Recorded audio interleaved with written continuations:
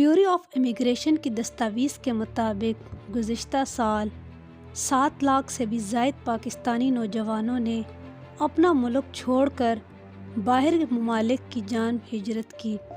اس سال کے اعداد و شمار میں 92,000 اعلیٰ تعلیمی یافتہ افراد جیسے ڈاکٹرز، انجینئرز، انفارمیشن ٹیکنالوجی کے ماہرین اور اکاؤنٹنٹ بھی شامل تھے۔ اس کی کیا وجوہات بنی؟ ہم نے یہ سوچا کہ ایسا ہوا کیوں؟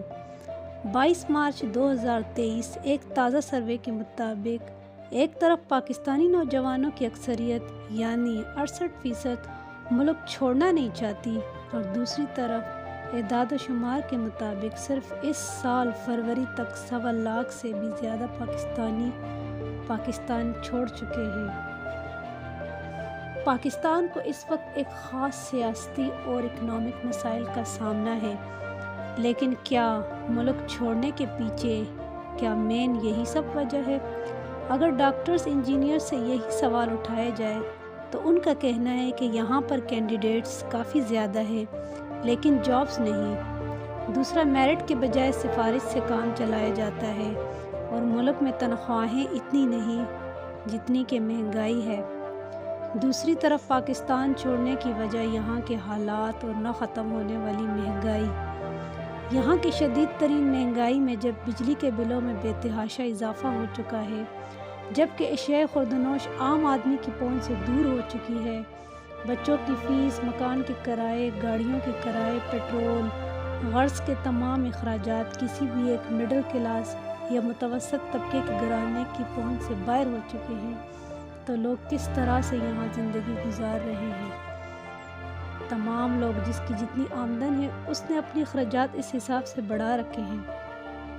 حکومت ہے تو ایک دوسرے پہ الزام لگا رہے ہیں۔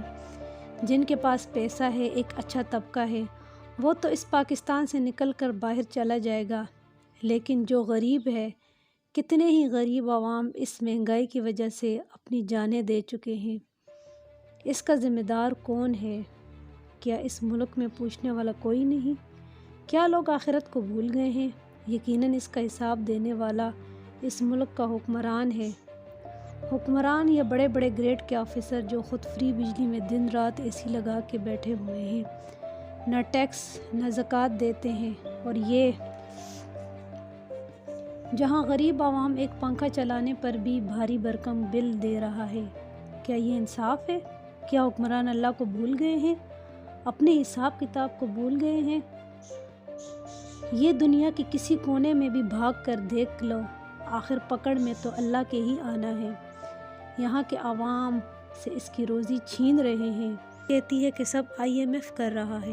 اگر یہ سب IMF کر رہا ہے تو جو بڑے بڑے آفیسر حکمران ہیں یہ سب بھی حالات کا مقابلہ کریں، صرف عوام ہی کیوں پس رہی ہے؟ ہمارے نبی رسول اللہ صلی اللہ علیہ وآلہ وسلم نے فرمایا، تم میں سے ہر شخص اپنی رعایا کا نگہبان ہے اور قیامت کے دن اس سے اپنی رعایا سے متعلق سوال ہوگا۔ یہ قیامت کیا قبر بھی کسی کو یاد نہیں؟ کتنی تجوریاں یہ بھر دیں گے، کتنے اکاؤنٹ میں بھر دیں گے یہ پیسے، بس ایک سانس رکنے کی دیر ہے، سب کچھ یہی رہ جائے گا، اور تجوریاں اور بینک بیلنس جس پہ عوام کا حق تھا یہی آگ کا ایندھن بن جائے گی، اور نسلیں اور ان کی اولادیں کسی کام نہیں آئے گی ان کی۔